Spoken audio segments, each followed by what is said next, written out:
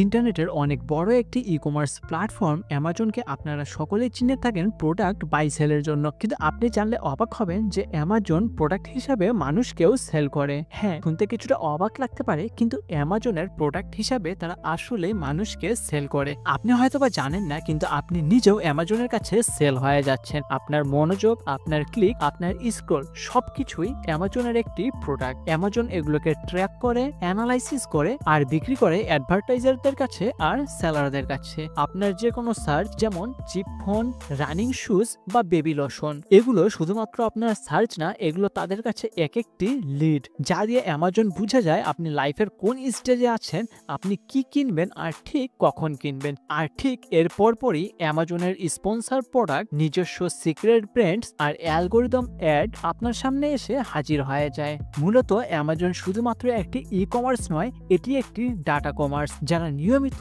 আপনার ডাটাগুলোকে সেল করছে অ্যাড ক্যাম্পেইনের জন্য।